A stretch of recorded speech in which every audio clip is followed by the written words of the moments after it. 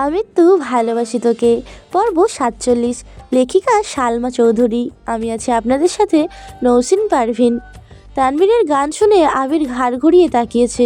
হেলমেটের আড়ালে আবিরের অভিব্যক্তি বোঝার উপায় নেই, তবুও তানভীর গান বন্ধ করে দিয়েছে। ফাঁকা রাস্তা, নিরিবিলি পরিবেশ, দুপাশে সারি সারি গাছ। আবির আচমকা এক হাতে হেলমেট খুলে সাইডে রেখে গাইতে শুরু করে। এসেছি তোকে নিয়ে ফিরবো বলে, মনেরই পথ চিনে আয় না চলে, তোর ছেড়ে যার বুকে ছাড়ে না, পারছে তোকে ছাড়া না রে না। আবিরের কণ্ঠে গান শুনে তানভীর আশ্চর্য নয়নে তাকিয়ে আছে। তানভীরের বাইকের গতি কমে গিয়েছে। তানভীর ভাবছিল আবির রাগ করবে, অথচ আবিরও গান গাইছে। তৎক্ষণাৎ তানভীর নিজের হেলমেটও খুলে ফেলেছে। বাইকের স্পিড বাড়িয়ে আবারও আবিরের সমান্তরাল গিয়ে আবিরের সম্বন্ধে গান ধরলো। অনেকটা পর দুভাই একের পর এক গান গাইতে গাইতে অবশেষে তানভীরের নানা বাড়ি পৌঁছে চলে আসছে। বাইকের শব্দে মেঘ সহ বাড়ির বাকি কাজিনজনরা বাড়ির ভেতর থেকে দৌড়ে বেরিয়ে আসছে। তানভীরকে দেখে মেঘ আহ্লাদি কণ্ঠে ডাকলো, ভাইয়া। ইস, আসছে এখন ঢং করতে। 7 দিনে একবারও ভাইয়ার কথা মনে হয়নি, নিষ্ঠুর কোথাকার। মেঘ হেসে বলল, কেমন আছো ভাইয়া? আলহামদুলিল্লাহ ভালো। তুই কেমন আছিস? আলহামদুলিল্লাহ ভালো। তানভীর বাকি কাজিনদের গল্পে করতে করতে বাড়ির ভেতরে চলে গিয়েছে। কাজিনদের পছন্দ মতো খাবার নিয়ে আসছে তানভীর, সেগুলোই সবাইকে দিচ্ছে। মেঘ মনের বিরুদ্ধে গিয়েও একবার পিছন ফিরে দেখলো আবির আসছে কিনা। আবিরকে দেখতে না পেয়ে চিবুক নামিয়ে বাড়ির দিকে হাঁটতে শুরু করলো। আবির ভাইকে বলার ওপর আসলো না, ভাবতেই মেঘের মন বিষণ্ণতায় ছেয়ে গিয়েছে। একটু সামনে এগুতেই পুরুষালী কণ্ঠ ভেসে আসে, কেমন আছেন ম্যাম? সুপরিচিত প্রিয় কণ্ঠস্বর মস্তিষ্কের সঙ্গে সঙ্গে অষ্টাদশীর হৃদয়কে আনন্দিত করেছে। মেঘ আকস্মাক পেছন ফিরে তাকাতেই সরাসরি নজর পড়ে আবিরের মলিন মুখমণ্ডলে। নিজের প্রতি করা অবহেলা আবিরের চোখে মুখে লিপটে আছে। অষ্টাদশীর নিষ্পলক চেয়ে থেকে খানিকক্ষণ পলক করতে আবিরের পরিশান্ত চেহারা দেখে অষ্টাদশীর বুকের ভিতর চিনচিন ব্যথা অনুভব হলো। হৃদয়ের ক্লেশ উপেক্ষা করে মেঘ মাথা নিচু করে নিরেট কণ্ঠে বলল, আলহামদুলিল্লাহ। কথাটা বলতে দেরি হয়েছে, অথচ মেঘের বাড়ির ভেতরে যেতে দেরি হয়নি। মেঘ ভেতরে চলে গেলেও আবির পূর্বের জায়গাতেই নিশ্চুপ দাঁড়িয়ে আছে। এই কয়েকদিনের এলোপাতাড়ি চলাচলেতে আবিরের কাদম্বিনীর চেহারায় লাবণ্য অনেকটাই কমে গিয়েছে। দেখেই বোঝা যাচ্ছে অযত্নে কাটছে তার প্রেয়সীর দিন। নানু বাড়িতে বাধা দেওয়ার কেউই নেই। হালিমা খান বকা দিলে বাবারা খালামণিরা নানা নানু আহ্লাদে মেঘকে মাথায় তুলে রাখে। তাদের অতিরিক্ত আদরে কয়দিন খেয়ে না খেয়ে ছুটাছুটি করেছে। আবির চোখ বন্ধ করে সুদীর্ঘ নিঃশ্বাস ছেড়ে বাড়ির ভেতরে ঢুকলো। সবার সঙ্গে দেখা সাক্ষাৎ করে নানা রুমে গিয়ে বসলো। কিছুক্ষণের মধ্যে মেঘের খালামণি আর 2 ভাবি নাস্তা নিয়ে আসছে। আবির তানভীরের পছন্দ মতো পিঠা আরও অন্যান্য খাবার। হালিমা খান কয়েকবার এসে দেখে গিয়েছেন উনি ব্যাগ গোছাতে ব্যস্ত। নাস্তা খেয়ে তানভীর, আবির আরও 2-3 জন কাজিন মিলে ঘুরতে গিয়েছে। সবার নানু বাড়িতেই অপ্রকাশিত অনেক স্মৃতি জড়িয়ে থাকে। তানভীর আশেপাশে ঘুরছে। ছোটবেলায় বন্ধুদের মধ্যে যারা বাড়িতে ছিল তাদের সঙ্গে গল্প গুজব করেছে। তারপর বাড়িতে এসে হাত মুখ ধুয়ে খেতে বসেছে। আবিরদের উদ্দেশ্যে 2 মামি মিলে এলাহি আয়োজন করেছেন। অবশ্যই এত আয়োজনের পেছনে মেঘেরই হাত। ছোটবেলা আবির মেঘের নানু বাড়িতে আসছিল কিনা তা মেঘ জানে না। মেঘের কাছে মনে হচ্ছে এটাই আবিরের প্রথম আগমন। নানু বাড়িতে আবির ভাইয়ের খাবার দাবারের যেন কোনো রকম ত্রুটি না থাকে, তাই মেঘ নিজে থেকে সব লিস্ট করে দিয়েছে। রান্নার তদারকি মেঘই করেছে। আবিরের পছন্দের তালিকায় যতটুকু মেঘ জানে সবই করেছে। মেঘ কয়েকটা রেসিপি মেঘ নিজেই রান্না করেছে, সঙ্গে সঙ্গে তানভীরের পছন্দ মতো রান্নাও হয়েছে। সালাদ থেকে শুরু করে যা যা মেঘের পক্ষে করা সম্ভব সবই করেছে। ওরা আসতেই দেখা করে মেঘ লুকিয়ে পড়েছে, একবারের জন্য ওদের সামনে আসছে না। তানভীর আবিরের সঙ্গে অন্যান্য কাজিনরাও খেতে বসেছে। তানভীর আচমকা আবিরকে দেখে তাকিয়ে ডাকলো, ভাইয়া। কি? আবেগে বেশি খেয়ে ফেললো না আবার? আবির আর চোখে তানভীরের দিকে তাকালো। তানভীরের মুখে রহস্যময় হাসি। আবির ভ্রু গুটাতেই তানভীর বিড়বিড় করে বলল, আমি খবর পেয়েছি তোমার জন্য আজকে স্পেশালি আমার বোন নিজে হাতে রান্না করেছে। আবির ভ্রু উঁচিয়ে ওষ্ঠ বেঁকিয়ে তানভীরের দিকে তাকিয়ে আছে। তানভীর মুচকি এসে বলল, এভাবে আমায় না দেখে আমার বোনটাকে দেখলেও তো পারো। আবির গলা খাকারি দিয়ে বিড়বিড় করে বলল, সবাই হোক তখন দেখবি তোর বোন ব্যতীত কোনো দিকে তাকাবই না। তানভীর নিঃশব্দে হাসলো, সাথে আবিরও। খাওয়া দাওয়া শেষ করে সবার সঙ্গে আবারও কিছুক্ষণ গল্প করে বাসার উদ্দেশ্যে বের হলো। মেঘ আর হালিমা খানও সবার থেকে বিদায় নিয়ে বেরিয়েছে। মেঘের কাজিনরাও মেঘদের সঙ্গে কিছুটা এগিয়ে আসছে। মেঘ তানভীরের উদ্দেশ্যে করে গভীর কণ্ঠে বলল, ভাইয়া আমি তোমার সাথে যাব। তানভীর সহসা জানালো, আমি তোকে নিতে পারবো না। কেন? তানভীর স্বাভাবিক কণ্ঠে বলল, আব্বু কি বলছিস? আব্বু কি বলেছিল মনে নেই? আমি যেন তোকে নিয়ে বাইকে না চালাই। মেঘ ঠোঁট ফুলিয়ে বলল, কেন? আমাকে নিয়ে চালালে কি হবে? তানভীর আকাশের পানে তাকিয়ে বলল, আব্বু আমাদেরকে নিয়ে টেনশন হয়। তুই আমি একসঙ্গে গেলে বাই চান্স অ্যাক্সিডেন্ট হলে আর আমাদের কিছু হয়ে গেলে কি হবে সেই ভেবে আব্বু ভয় পায়। তুই ভাইয়ার সঙ্গে যা, আমি আব্বুকে নিয়ে যাচ্ছি। অ্যাক্সিডেন্ট করলে করব, মরে গেলে যাব, তবু আমি তোমার সাথেই যাব। তানভীর শক্ত কণ্ঠে বলল, বনু বাজে কথা একদম বলবি না। আমার কিছু হলে সমস্যা নাই, কিন্তু আমার কারণে তোর কিছু হলে আমাকে আব্বু মার্ডার করে ফেলবে। মেঘ ভ্রু কুঁচকে বলল, ওনার সাথে গেলে যে আমার কিছু হবে না তার কি গ্যারান্টি আছে? গ্যারান্টি আমি তোকে দিচ্ছি, কিছু হবে না তোর। মেঘ রাগে খুঁজতে খুঁজতে বলল, তবুও তুমি আমায় নিয়ে যাবে না? আব্বু কথা আমার অমান্য করলে আমি বাড়িতে জায়গা দেবে না। বইন, তুই কি চাস তোর এই হতভাগা ভাইটা অকালে বাড়ি থেকে বেরিয়ে যাক? মেঘ রাগে কটকট করে বলল, হয়েছে, আর ইমোশনাল ব্ল্যাকমেল করতে হবে না। নিয়ে যাও আব্বুকে, আমি বাসায় গিয়ে আব্বুকে বিচার দিব। তানভীর হেসে আম্মুকে গাড়িতে বসতে বলল। হালিমা খান উঠতেই তানভীর বাইক স্টার্ট দিল। এদিকে আবির এতক্ষণ যাবৎ কোনো রকম কথাও বলেনি। কোথায় এতক্ষণ যাবৎ কোথায় বলেনি। ওরা কিছু দূর যেতেই আবির বাইক স্টার্ট দিতে দিতে বলল, কেউ কি আমার সঙ্গে বাইকে যেতে বিরক্ত বোধ করছে? মেঘ ফোঁস করে শ্বাস ছেড়ে নিজের ব্যাগটা মাঝখানে রেখে 1 সেকেন্ডের মধ্যে বাইকে উঠে বসেছে। আবির লুকিং গ্লাসে তাকিয়ে পেয়েছি রাগান্বিত মুখবিবরণ দেখে মৃদু হেসে বাইক স্টার্ট দিল। মেঘের রাগ অতি সহজে কমবে না, এটা আবির বেশ বুঝতে পারছে। মেঘের ছোট থেকে এই স্বভাব, নিজের পছন্দের কোনো জিনিস কাউকে দিতে চায় না, এমনকি মিমকেও না। আর যদি কারোর উপর রাগ ওঠে তাহলে এত সহজে রাগ কমে না। কথা বললেও রাগে কটকট করতে চেয়ে বলে। বড় হয়েছে ঠিকই, তবে এখনো আগের স্বভাবই আছে। তানভীর ওর আব্বুকে নিয়ে অনেকটা সামনে চলে গিয়েছে, ওদের আর দেখা যাচ্ছে না। আবির একটা চায়ের স্টল দেখে বাইক থামিয়ে 2 কাপ চা নিয়ে আসছে। প্রথমে নিতে না চাইলেও আবিরের জোরে নিয়েছে।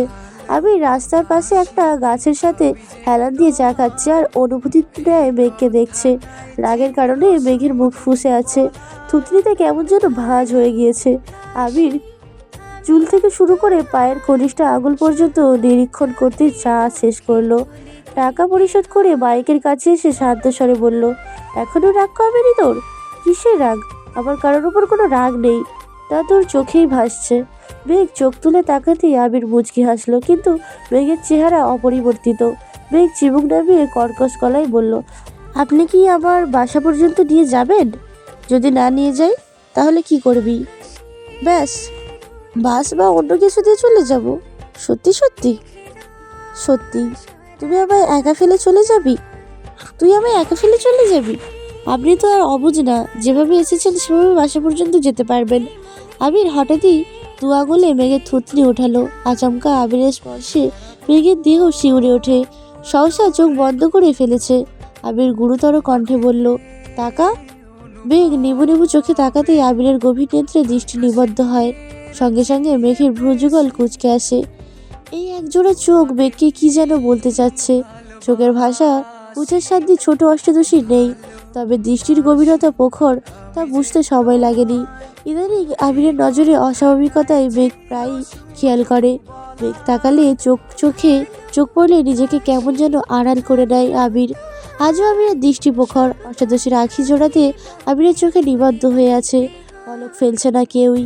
আবির হঠাৎই নমনীয় কণ্ঠে বলা শুরু করলো, আই এম সরি মেঘ। দিনকে দিন আমি মানুষটা বড্ড পাষাণ হয়ে যাচ্ছি। মাঝে মাঝে নিজের স্বার্থ ছাড়া কিছুই ভাবতে পারি না। মানুষ মন থেকে খুব করে কিছু চেয়ে যখন সেটা পায় না, তখনই তার দুনিয়া এলোমেলো হয়ে যায়। সেই জিনিসটা পাওয়ার জন্য আবেগ অনুভূতি বিসর্জন দিতেও দুবার ভাবে না। আমার অবস্থা এখন তেমনই। আমি জানি তুই এসবের কিছুই বুঝবি না, তবুও কেন জানি তোকে বলতে ইচ্ছে করছে। তোর সাথে সেদিন একটু বেশি বাড়াবাড়ি করে ফেলেছি। যদি সম্ভব হয় আমায় ক্ষমা করে দিস। আমি তোর খারাপ চাই না কখনো, কিন্তু আমার ভালো চাওয়াগুলো কেমন যেন খারাপ হয়ে যায়। আবিরের প্রথম কথাগুলো শান্ত স্বরে হলেও শেষ কথাগুলো বলতে গিয়ে আবিরের গলা ভিজে আসছিল। এদিকে আবির ভাইয়ের স্পর্শ শীতল কণ্ঠে কথা বলায় অষ্টাদশীর হৃদয়ের যাবতীয় যাবৎ জ্বলজ্বল করে তীব্র অনলক্ষের মুহূর্তে নিভিয়ে দিয়েছে। আবিরের বলা প্রতিটা কথা অষ্টাদশীর হৃদয় স্পর্শ করেছে। আবির কোনো বিষয়ে আপসেট এটা বুঝতে বাকি নেই মেঘের। আবির ভাই কিছু চেয়ে পাননি এটা খুব স্পষ্ট। তবে কি চেয়েছিলেন তিনি? কেনই বা পাননি? সেই ক্ষোভ কেন মেঘের উপরে ঝাড়েন? সব প্রশ্নের উত্তরই অজানা। আবিরের চোখ লাল হয়ে যাচ্ছে, চোখে পানি জমতে শুরু করেছে। আবির ঢোক গিলে মেঘের থুতনিতে রাখা নিজের আঙুল সরিয়ে অন্যদিকে তাকিয়ে ঠান্ডা কণ্ঠে বলল, আমি আসছি একটু। মেঘ স্তব্ধ হয়ে আছে। আবির কোথায় যেন গিয়েছে। মেঘের মনে প্রশ্নরা ঘুরপাক খাচ্ছে। একবার ভাবছে জিজ্ঞেস করবে, আবার মনে হলো আবির ভাই কিছু বলার পাত্র নয়। জিজ্ঞেস করলেই আশানুরূপ উত্তর পাবে না। তাই অষ্টাদশীর মনের গহীনে উদিত প্রশ্নগুলোকে সেখানে চাপা দিয়ে দিয়েছে। তবে আবির ভাইয়ের একটা জিনিস বরাবরই অষ্টাদশীকে আকর্ষিত করে। আবির যেমন রাগ দেখায়, একটা সময় পর মেয়েকে নিজেই সরি বলে। তবে এবার অষ্টাদশীর মন এত সহজে গলবে না। আবিরের রাগ দেখলে পারলে আবির রাগ দেখাতে পারলে অষ্টাদশীরও রাগ দেখাতে পারে, তবে সম্পূর্ণ অন্যভাবে। কিছুক্ষণ পর আবির আসছে, ভেজা চুল ঝেড়ে হেলমেট পরে নিয়েছে। কথা না বলেই বাইক স্টার্ট দিল। মেঘ পূর্বের ন্যায় বাইকে বসছে। সম্পূর্ণ রাস্তা কেউই কোনো কথা বলল না। বাসায় এসেও যে যার মতো রুমে চলে গিয়েছে। সবাই চলছে নিজের মতো, সেই সাথে সবাই সবার মতোই দিন কাটাচ্ছে। নানু বাড়ি থেকে ঘুরে আসার পর মেঘ অনেকটাই স্বাভাবিক হয়ে গিয়েছে। আবিরের কথা ভেবে মন খারাপ করে ঘরে বসে থাকে না। আদির সঙ্গে আড্ডা, ছাদের গাছগুলো যত্ন নেওয়া, ভার্সিটি ক্লাস, বন্ধুদের সাথে গল্প সব নিয়ে ব্যস্ত হয়ে আছে মেঘ। আবিরও নিজের কাজে ব্যস্ত। আলী আহমেদ খান কিছুদিন যাবৎ অফিসে যাচ্ছেন, তবে মিটিং থেকে শুরু করে বেশিরভাগ কাজ আবিরই করে। তাছাড়া মোজাম্মেল খান বাকি কাজ করেন। তানভীরও নিজের মতো ব্যস্ত হয়ে গেছে। আবির মেঘের সঙ্গে কথা বলতে চাইলেও মেঘ কোনো কথাই তেমন সাড়া দেয় না। বাড়ির বাকি সদস্যদের সঙ্গে আড্ডা দেওয়ার মাঝেই আবির আসতেই মেঘ নিশ্চুপ হয়ে যায়। একটা কথাই মেঘের সর্বক্ষণ মাথায় ঘুরপাক খায়, আমি কখনো আবির ভাইয়ের বিরক্তির কারণ হব না। মেঘদের সঙ্গে তামিম আর মিনহাজদের সম্পর্ক আগের থেকেও ভালো হয়েছে। তামিম বন্যাকে আর কোনোদিন উল্টোপাল্টা কথা বলে না, কথা বলবে না বলে প্রমিস করেছে। মিনহাজ দিন দিন মেঘের প্রতি একটু বেশি কেয়ার দেখায়। মেঘের যেসব ভালো না লাগলেও বন্ধু থেকে তেমন কিছুই বলে না, এসব বিষয়ে ইগনোর করে চলে। 2-3 দিন যাবৎ আবির খুব চেষ্টা করছে মেঘের সঙ্গে কথা বলার, কিন্তু কোনোভাবেই পারছে না। সবার সামনে তেমন কিছু বলতে পারে না। মেঘ রুমে থাকলেও দরজা বন্ধ করে রাখে। দরজায় ডাকলে মেঘ দরজা খুলবে কি না, বাড়ির মানুষ দেখলে কি ভাববে, এসব ভেবেই আবির কুল কিনারা পাচ্ছে না। এদিকে প্রিয়সীর রাগান্বিত মুখবিবরণ আবির আর সহ্য করতে পারছে না। কতদিন হয়ে গেছে আবির মেয়েটার মুখের হাসি দেখতে পারছে না। সর্বক্ষণ মেঘের দুশ্চিন্তায় থাকতে থাকতে কাজেও ঠিকমতো মনোযোগ দিতে পারে না। এক কাজ 2-3বার করতে হয়। আজকে বিকেলে আদি, হালিমা খান, আকলিমা খান শপিং নিয়ে যাবেন। মেঘকেও বলেছিল, কিন্তু মেঘ যাবে না। মালিয়া খান অসুস্থতার কারণে ইচ্ছে করেই যাননি। আবির আজ 2টার দিকে অফিস থেকে বাসায় আসছে। বিকেলের দিকে আবির রেডি হয়ে সিঁড়ি দিয়ে নামতে মেঘ তখন সোফায় বসে কার্টুন দেখছিল। ঘাড় ফিরিয়ে সিঁড়িতে আবিরকে দেখে টিভির সাউন্ড কমাতে লাগলো। আবির সোফায় কাছে দাঁড়িয়ে গভীর কণ্ঠে বলল, কার্টুন দেখা শেষ হলে একটু ছাদে যাস। মেঘ কপাল গুটিয়ে ধীর কণ্ঠে শুধালো, কেন? আবির পূর্বের ন্যায় ভারী কণ্ঠে উত্তর দিল, গেলেই বুঝবি। আবির বাসা থেকে বেরিয়ে গিয়েছে। মেঘ আবিরের যাওয়ার দিকে কিছুক্ষণ তাকিয়ে রইল। পুনরায় কার্টুন দেখায় মনোযোগ দিল। মনের ভেতর খুঁতখুত করছে, আবির ভাই ছাদে যেতে বললেন কেন? একবার ভাবছে যাবে, আবার ভাবছে যাবে না। যার সঙ্গে আরি তার কথায় ছাদে যাবেন কোনো মানেই হয় না। কিন্তু অবুঝ মনকে বানাতে পারলো না। 10 থেকে 15 মিনিট পর টিভি বন্ধ করে ছাদের উদ্দেশ্যে রওনা দিল। ছাদের দরজায় একটা চিরকুট লেখা, ওয়েলকাম। মেঘ কপাল কুঁচকে দরজা থেকে চিরকুট তুলে হাতে নিয়ে দরজা খুলতেই আশ্চর্য বনে গেল। দৃষ্টির সীমাহীন জুড়ে বড় ছোট চিরকুটের ছড়াছড়ি, সাদা, হলুদ, লাল, গোলাপি, নীল, প্রতিটা চিরকুটের সেই লেখা, I am sorry Megh, please forgive me, sorry, I feel regret and guilty. এরকম অসংখ্য বাক্যের চিরকুট সম্পূর্ণ ছাদের গাছের ঢাল পাতা রঙিন হয়ে আছে। মেঘ গুটি গুটি পায়ে হেঁটে প্রতিটা চিরকুটে লেখা লাইনগুলো পড়ছে। নিজের অজান্তেই অষ্টাদশীর ঠোঁটে হাসি ফুটেছে। প্রায় 40 মিনিট যাবৎ অষ্টাদশী ছাদে হাঁটছে আর চিরকুট পড়ছে। সবগুলো চিরকুট পড়ে পড়ে নিজের হাতে জমা করেছে।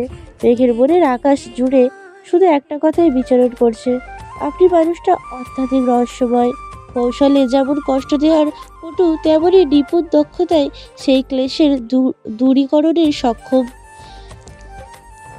মেঘ মুচকি এসে বলল, তবে আপনার চড়ুই কম না। আপনি সবসময় কৌশলে আমার মন ভালো করে দিলেও এবার আর আমার মন ভালো হচ্ছে না। আপনি আমার কোমল হৃদয়ে যে আঘাতটা করেছেন তার জন্য একটু ভোগান্তি তো আপনাকে ভুগতেই হবে। মেঘ চিরকুটগুলো নিয়ে রুমে চলে গিয়েছে। মনটা আজ খুব ভালো, কিন্তু সেটা আবির ভাইকে বোঝানো যাবে না। রাতে খাবার টেবিলে আবিরের সঙ্গে চোখাচোখি হতেই মেঘ গাল ফুলিয়ে চোখ নামিয়ে নিল। আবির কপাল গুটিয়ে মেঘকে কয়েক মুহূর্ত দেখলো। এত কিছুর পরও মেয়েটার মুখে একটু হাসি ফুটলো না। ভাবতেই আবিরের মাথা ব্যথা অনুভব হচ্ছে। তাহলে কি মেঘ ছাদে যায়নি? আবির কোনো রকম খাওয়া শেষ করে তাড়াতাড়ি ছাদে গেল। ছাদে একটা চিরকুটও নেই, তার মানে মেঘ ছাদে আসছিল আর চিরকুট নিয়েও গিয়েছে। আবির তার কাদম্বিনী রাগ ভাগাতে ব্যর্থ হয়েছে ভেবেই আকাশের ন্যায় কোমল দৃষ্টি তাকালো। হৃৎপিণ্ডটাও অবিরাম কাঁপছে। মনের ভিতর অজানা ভয় কাজ করছে। চোখ বন্ধ করতেই 9 বছর আগের স্মৃতি একের পর এক চোখের সামনে ভেসে আসছে।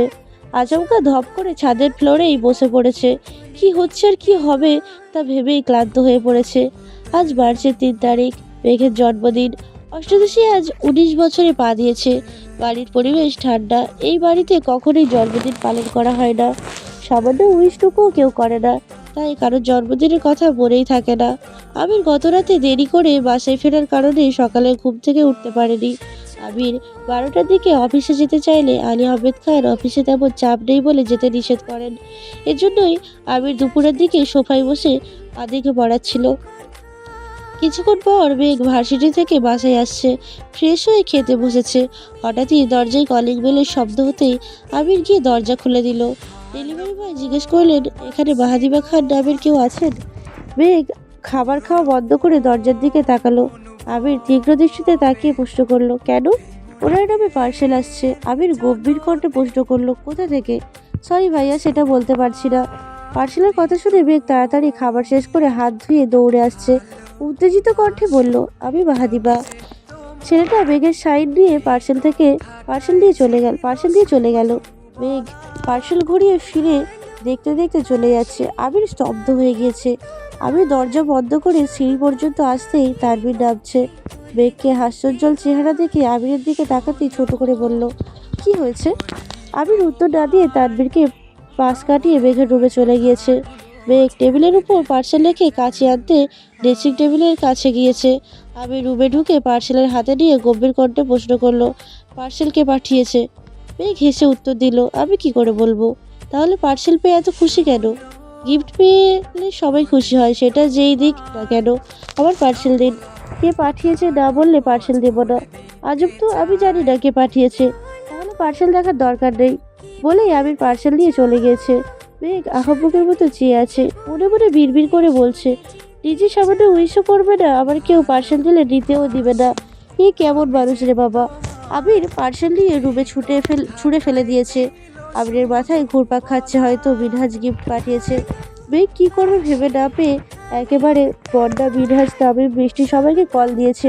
কেউই পার্সেল দিয়েছে কিনা জানার জন্য জিজ্ঞেস করেছে, কিন্তু কেউই কিছু জানে না। মিনহাজকে জিজ্ঞেস করায় মিনহাজ বলেছে, তোদের বাসায় ঠিকানা জানলে আমি নিজেই পার্সেল নিয়ে হাজির হইতাম। মেঘ প্রথমে ভেবেছিল বন্ধুদের মধ্যে কেউ পাঠিয়েছে, কিন্তু ওদের কথা শুনে এখন মেঘ নিজেই চিন্তায় পড়ে গিয়েছে। তবে কে দিল পার্সেল? দুপুরের পর আবির বাসা থেকে বেরিয়ে গিয়েছে। কিছুক্ষণ পর তানভীর একটা ড্রেস দেখতে দিয়ে বলল, এটা পরে রেডি হয়ে নে, তোকে নিয়ে বের হব। কেন? তানভীর মুচকি হেসে বলল, এমনি। মেঘও সঙ্গে সঙ্গে হাসলো। সবার মধ্যে তার ভাই যে তার জন্মদিন মনে রেখে ঘুরতে যাওয়ার জন্য বলেছে, সেই অনেক। মেঘ ঝটপট রেডি হয়ে বের হয়েছে।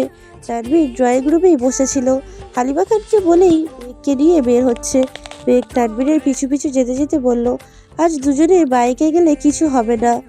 হতেও পারে, তার জন্যই গাড়ি নিয়ে যাব। মেঘ ভাইয়ের দিকে তাকিয়ে নীরবে ভেঙচি কাটলো। মেঘ ভেবেছিল তানভীরকে কথা শোনাবে, তা না হলে উল্টো নিজেই বোকা হয়ে গিয়েছে। তানভীর মেঘকে নিয়ে সন্ধ্যার ঠিক আগে আগে একটা রেস্টুরেন্টে ঢুকলো। রেস্টুরেন্টে পা দিতেই মেঘকে চক্ষু ছানা বড়া হয়ে গেছে। সম্পূর্ণ রেস্টুরেন্ট বার্থডের জন্য সুন্দর করে সাজানো। তানভীর মুখে হাসি রেখে বলল, হ্যাপি বার্থডে বনু। মেঘ আহ্লাদি কণ্ঠে বলল, থ্যাংক ইউ ভাইয়া। মেঘ আশ্চর্য নয়নে তাকিয়ে দেখছে। কিছু ভাবার বা বলার আগেই আচমকা কেউ মেঘের দু চোখে চেপে ধরে। মেঘ সঙ্গে সঙ্গে হাত স্পর্শ করে উত্তেজিত কণ্ঠে বলল, বন্যা। হাত ছাড়তেই মেঘ পিছনে ঘুরে বন্যাকে জড়িয়ে ধরেছে। বন্যাও জড়িয়ে ধরে বলল, হ্যাপি বার্থডে বেবি। মেঘ হেসে বলল, থ্যাংক ইউ বেবি। এবার মিনহাজ নামে মিষ্টি সবসময় সমস্বরে বলে উঠল, হ্যাপি বার্থডে মেঘ। মেঘ অবাক চোখে সবাইকে দেখছে, বারবার তাকাচ্ছে তানভীরের দিকে। তানভীর ঠোঁট হাসি। মেঘ কি বলবে বুঝতেই পারছে না কিছু। জীবনে প্রথমবার কেউ মেঘের জন্মদিন পালন করছে, তাও আবার এত ঝাঁকঝমক করে। সবাই একে একে মেঘকে গিফট দিচ্ছে। মেঘ সেসব গিফট টেবিলের উপর রেখে দৌড়ে গেল তানভীরের দিকে। কোমল দৃষ্টিতে তাকিয়ে মোলায়েম কণ্ঠে বলল, এত কিছু করার কি দরকার ছিল? তানভীর মৃদুস্বরে বলল, এগুলো কিছুই না, একটু অপেক্ষা কর দেখবি। মেঘ তানভীরের দিকে অবাক দৃষ্টিতে চেয়ে আছে। 2 থেকে 3 মিনিট পর প্রায় 30 জনের মতো পথশিশু রেস্টুরেন্টের ভেতর থেকে বেরিয়ে এসে একজোট হয়ে মেঘকে উইশ করলো। মেঘ নিজের চোখকে কোনো মতেই বিশ্বাস করতে পারছে না। তানভীর মেঘের মাথায় হাত বুলিয়ে বলল, আজ তোর জন্মদিন উপলক্ষে ওদের সবাইকে নিজের হাতে খাওয়াবি, পারবি না? মেঘের চোখ ছলছল করছে, কিছু বলার ভাষা হারিয়ে ফেলেছে। অকস্মাৎ ফুপ্পিকে দেখে মেঘ চোখের পানি ধরে রাখতে পারেনি। ফুপ্পি, আইরিন সবাই আসছে। মেঘ ফুপ্পিকে জড়িয়ে ধরেই কান্না করে দিয়েছে। প্রায় 10 থেকে 15 মিনিট পর তানভীর শক্ত কণ্ঠে বলল, আর কতক্ষণ কাঁদবি?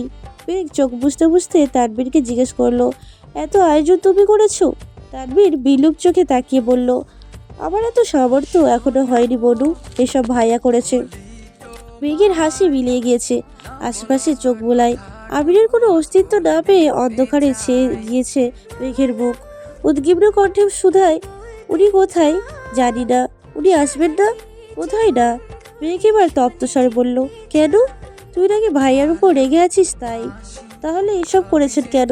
তুই ভাইয়ার জন্মদিন করেছিলি, তাই ভাইয়াও তোর জন্মদিনের আয়োজন করেছেন।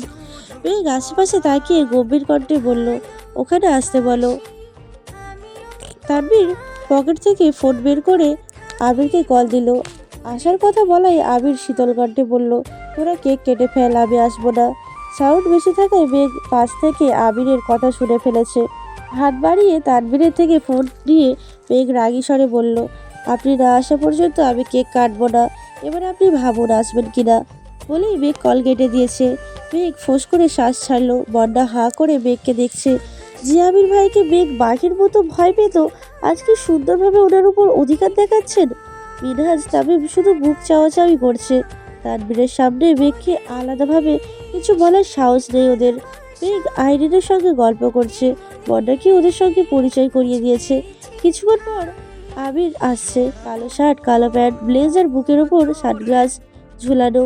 আবির ঢুকতেই সবার নজর পড়ে আবিরের দিকে। আবিরকে দেখেই মেঘের ঠোঁটে হাসি ফুটেছে। বন্যা, মিনহাজ, তামিমও হাঁ হয়ে তাকিয়ে আছে আবিরের দিকে। মিষ্টিরা আবিরের গেট আপ দেখে ফিদা হয়ে গিয়েছে। আবির আসার কিছুক্ষণের মধ্যেই কেক কাটা হয়েছে। কুকি থেকে শুরু করে আবির, তানভীর সহ যত শিশু ছিল সবাইকে মেঘ নিজের হাতে কেক খাইয়েছে। কেক কাটার পর শেষ হতেই আবির পকেট থেকে একটা বক্স বের করে মেঘকে দিয়ে বলল, হ্যাপি বার্থডে ডিয়ার স্প্যারো। মেঘ থ্যাংক ইউ বলে বক্স খুলতেই বিস্ময়কর দৃষ্টিতে তাকিয়ে আবিরের দিকে তাকিয়ে আছে। আবিরের নিরুদ্বেগ ভাব দেখে মেঘ একে একে সবার দিকে তাকাচ্ছে। বক্সে জল করছে ডায়মন্ডের আংটি, তা দেখে মেঘের হাত কাঁপছে।